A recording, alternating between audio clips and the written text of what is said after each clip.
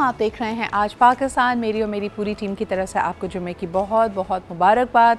Thank God it's Friday, because हम में से कई लोग इंतज़ार कर रहे होते हैं और गर्मी इतनी शदीद है कि यकीनन आपका दिल चाह रहा है कि भाई अगर गैर ज़रूरी कोई चीज़ है उसके लिए घर से ना निकला जाए। लेकिन सबसे पहले शुरुआत करते हैं आजकल आपने देखा होगा पूरे कराची में मुख्तलिफ़ जगहों पे ये आपने क्लिक के एड्स देखे होंगे। What exactly is click? This is a digital property system, और इसमें अपना इंदराज कराने, अपनी प्रॉपर्टी, अपने एसेट का, अपनी लोकेशन का इंदराज कराने के आपको क्या फ़वाइद हैं, इसके बारे में हम बात करेंगे। क्योंकि अक्सर हमने ये नोटिस किया है कि पाकिस्तान के जो बड़े शहर हैं उसमें आप जो ग्रोथ देख रहे हैं, जो उसकी तोसी देख रहे हैं, वो काफ़ी बेहंगम हमें नज़र आती है। ऐसा लगता है ग्रीन स्पेसेस नहीं हैं, तरक्याती काम इल्तवा में पड़ जाते हैं। अगर उनकी शुरुआत होती है तो फिर मुश्किल होती है। मिसाल के तौर पे इस वक्त जो ग्रीन लाइन प्रोजेक्ट है, हम देखते हैं कि पूरा का पूरा ट्रैफिक बिलखुसूस यूनिवर्सिटी रोड कराची में उससे बहुत ज़्यादा मुतासर है। तो इस तरह के जब इनिशिएटिव्स लिए जाते हैं ट्राइंग टू अकाउंट फॉर कि दरअसल शहर में कितने घर मौजूद हैं, किस तरह इसकी तोसी होनी चाहिए, इनकी गिनती कैसे हो, एट्सेट्रा एट्सेट्रा, तो ये बहुत ही अहम सब्जेक्ट है। और अल्लाह ना करे कि आपका कभी वास्ता पड़े, but when you actually for example आप समझ रहे हैं कि आपका बहुत बड़ा एसेट है आपका घर, और आपको बवक्त ज़रूरत उसको फ़रोग़ करने की अगर ज़रूरत पड़ रही है तो यकायक आप रियलाइज़ करेंगे कि आपके लिए कितने सारा पेपर वर्क मौजूद है। ना ऐसी ऐसी चीज़ें आपको पता चलेंगी जो शायद आपके इल्म में नहीं थी।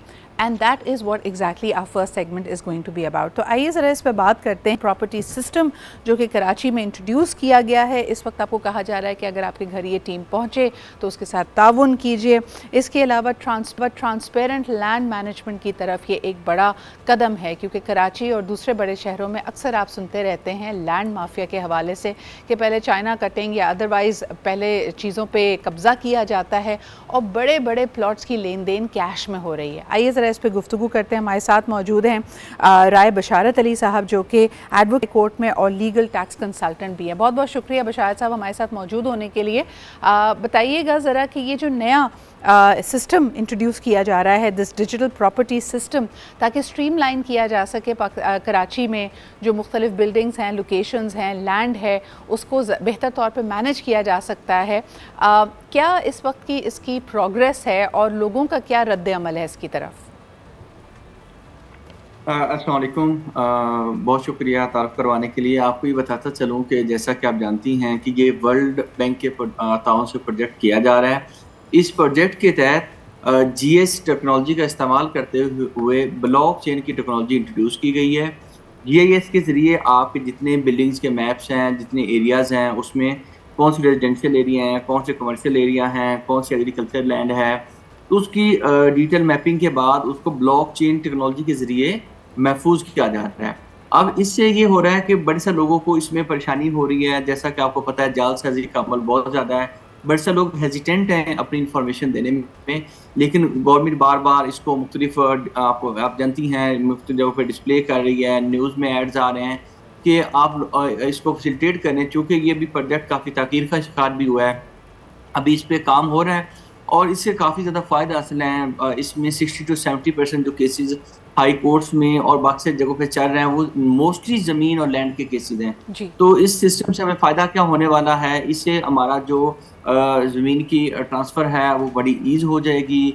हमारा 1 क्लिक पे कोई भी बंदा अपने सीएनसी से अपनी डिटेल्स निकाल सकता है। इसमें प्रॉपर्टी के अंदर इन्वेस्टमेंट की जो अपॉर्चुनिटीज़ हैं वो भी इन्हांस हो जाएंगी। इसमें जो आपका कोई भी बंदा है उसमें लैंड माफिया जो हम सुनते हैं नॉर्मली बहुत एक न्यूज़ का एक हिस्सा रहता है, तो लैंड माफिया जो है उसको कंट्रोल किया जाएगा। क्योंकि जब एक बंदे के नाम पे रिकॉर्ड होगा तो आप एक बंदा किसी ज़मीन पे क्लेम नहीं कर सकता अनलेस कि वो दूसरे बंदे के नाम पे बुक्ड है। इसमें बड़ी ट्रांसपेरेंसी आएगी, बड़ी शफाफियत आएगी। तो ये इसके फ़ायदे हैं काफ़ी। बशार साहब मुझे बताइएगा कि जो मुख्तलिफ बड़ी कंस्ट्रक्शन कंपनीज़ हैं, बिल्डर्स एसोसिएशन हैं, क्या उन्होंने इस इक़दाम का खैर मक़दम किया है? उनकी तरफ से क्या फ़ीडबैक थी? क्या उन्होंने किसी किस्म के चैलेंजेस या हर्डल्स की निशानदेही की है? देखिए अभी तो ये जो मंसूबा है अभी इन प्रोसेस है। इसके अंदर बड़े से लोग का तो ये है कि ये मंसूबा पाया तकमील तक ना पहुँचे, लेकिन अल्लाह की मेहरबानी से ये होगा। क्योंकि इसमें डायरेक्टली और इनडायरेक्टली किसी बंदे को हम इस तरह रेफ़र नहीं कर सकते, जैसा कि आप जानती हैं।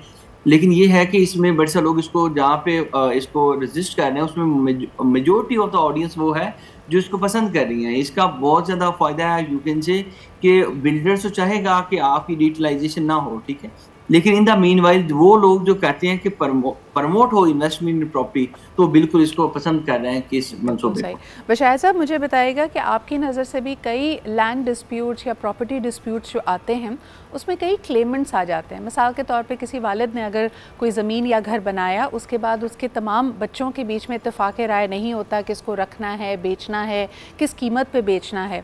तो अब जब हम ये ऑनलाइन की तरफ जा रहे हैं, डिजिटल प्रॉपर्टी सिस्टम की तरफ जा रहे हैं, तो ऐसी सारी को ओन्ड या जिसके मल्टीपल ओनर्स हैं या मल्टीपल स्टेक होल्डर्स हैं, इन प्रॉपर्टीज़ का इंदराज कैसे किया जाएगा? कुछ लोगों को गाइड कीजिएगा। अच्छा, इसमें देखिए जो बड़ी को ओनरशिप्स हैं या फिर आपके जो आप कह रही हैं कि जिसके अंदर एक से जॉइंट ऑनर्स हैं, तो उसका ये होगा कि सक्सेशन सर्टिफिकेट हो या आपके पास कोई हायरशिप हो जो आपके ओनरशिप के शेयर को यू कैन से इंडिकेट करे। जब वो आपके शेयर को इंडिकेट करेगी तो आपका जो दो किस्म के तरीके हैं, एक उनका पोर्टल उन्होंने बनाया है जिस पे आप खुद भी इंदराज कर सकते हैं, लेकिन उसके लिए भी बायोमेट्रिक चाहिए और आपके डॉक्यूमेंट्स आपको उनके पोर्टल पे अपलोड करने हैं। और सेकंड तरीकाकार ये है कि इन्होंने फैसिलिटेशन सेंटर बना दिए जो कि अभी तक 29 प्लस फैसिलिटेशन सेंटर बनाए जा चुके हैं, तो वहाँ पे जाके आप अपने डॉक्यूमेंट्स प्रोड्यूस करके उसको करवा सकते हैं। बिल्कुल सही। बशायर साहब, जो प्रॉपर्टीज़ लोगों ने लीज़ की हुई हैं, यानी मिसाल के तौर पे 20 साल लीज़ के ऊपर अभी इक़साद भरी जा रही हैं, उनका क्या स्टेटस होगा? क्या इनका इंदराज बैंक की प्रॉपर्टी के तौर पे होगा या लीज़ी के नाम के साथ होगा? इस पर भी लोगों की कुछ रहनुमाई कीजिएगा। अच्छा, ये देखिए, जब तक किसी भी लेसी को प्रॉपर्टी ट्रांसफर नहीं हो जाती, उस वक्त तक प्रॉपर्टी उस कंपनी के या उस ट्रांसफरर के या उस लीज होल्डर के नाम पे रहती है जो लेसोर होता है, ठीक है। तो जब तक प्रॉपर्टी ट्रांसफर नहीं होगी उस वक्त तक प्रॉपर्टी लेसोर के नाम पे रिकॉर्ड होगी, अनलेस कि it is fully paid of, कि लेसी जो है उसकी पेमेंट पूरी कर देते हैं, तो ये ओरिजिनल ओनर के नाम पे ही रहेगी। लेट्स सपोज अगर मैं आपसे कोई चीज बाय करता हूँ तो जब तक मैं आपको पेमेंट नहीं कर दूंगा तो आप मुझे कभी भी उसकी ओनरशिप ट्रांसफर नहीं करेंगे। नहीं, लेकिन जब तक आपने उसको लीज आउट किया हुआ हो वाया बैंक या किसी भी फाइनेंशियल इंस्टीट्यूशन के, तो अब जो ओरिजिनल ओनर है वो तो बैंक को बेच चुका है और जो लीजी है जो एक साथ जमा करा रहा है वो बैंक को जमा करा रहा है। तो अगेन, क्या इसका इंदराज जो ओरिजिनल ओनर था उसके नाम पे होगा या ये प्रॉपर्टी बैंक की लीज प्रॉपर्टी के तौर पे शो होगी? अब ये प्रॉपर्टी बैंक के नाम पे होगी। जी बिल्कुल, क्योंकि बैंक इसकी पेमेंट लेके और उसको पे आगे सेल कर चुका है, क्योंकि बेसिकली प्रॉपर्टी अब पुरानी पार्टी की रही जो सेल आउट कर चुकी है, अब ये बैंक के नाम पे होगी और जो लेसी है उसके साथ इसका लिंक होगा। बिल्कुल सही। बशायर साहब, एक और सवाल, क्योंकि हम अक्सर पाकिस्तान में देखते हैं और इस हवाले से हमने देखा कि कुछ अरसे से बहुत एडवोकेसी भी हो रही है कि ख़वातीन को उनके विरासत के हिस्से से महरूम रखा जाता है। तो क्या ये जो डिजिटल इंदराज किया जा रहा है प्रॉपर्टीज़ का, इसमें कोई ख़ास मरात मद या सपोर्ट ख़वातीन के लिए रखा गया है? क्योंकि वो अक्सर प्रॉपर्टी के मामलात और इन चीज़ों से नावाकिफ़ होती हैं, तो अगर वो स्टेक होल्डर हैं अपने वालिद की, अपनी शौहर की, अपनी भाई की प्रॉपर्टी में, तो आप उनकी किस तरह मुआवनत करेंगे? उनके लिए कोई गाइडेंस बताइएगा।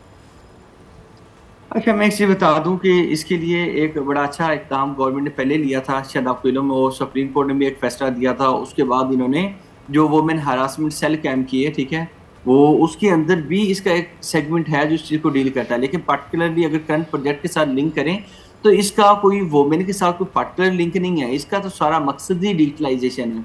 अब मैं सपोज करता हूँ कि एक फादर है, उनके आगे 4-5 बच्चे हैं और उनमें से बेटों के साथ बेटी का भी शेयर बनता है। अब प्रॉपर्टी तो वो मेन पेरेंट के नाम पे रिकॉर्ड है, तो ये सिस्टम हमें इस तरह से हेल्प आउट करेगा कि कल को जब उस पेरेंट की ज़मीन का रिकॉर्ड निकलवाया जाएगा और उसके आगे अपॉर्चनमेंट करनी होगी, वो वाया कोर्ट ऑर्डर हो या वैसे ही उसके जो बाकी वारसान हैं वो आपस में अपॉर्चनमेंट कर लेते हैं बैठ के, तो हम डिजिटल रिकॉर्ड से आसानी तौर पे अगर फर्ज करें कि एक बंदे का प्लॉट है, ये 2 प्लॉट हैं या 4 प्लॉट हैं, कोई रिकॉर्ड छुपाया नहीं जा सकता क्योंकि 1 क्लिक पे सारी चीज़ें मौजूद हैं। लेकिन पर्टिकुलर अगर कहें तो कि इस सिस्टम के अंदर ख़वातीन के लिए कोई अलग इंसेंटिव है, तो मैंने अभी तक इसके अंदर कोई ऐसी चीज़ नहीं देखी। सही। बशायर साहब, आपने तो जैसे शुरू में कहा कि जो बिल्डर्स हैं जो कंस्ट्रक्शन की इंडस्ट्री से ताल्लुक़ रखते हैं वो इसका खैर मकदम करेंगे, लेकिन एट द सेम टाइम जिस तरह हम देख रहे हैं कि गुज़िश्ता कई बरसों में प्रॉपर्टी की लेन देन के ऊपर, प्रॉपर्टी की फ़रोग़ के ऊपर नए टैक्सेस लगाए गए हैं,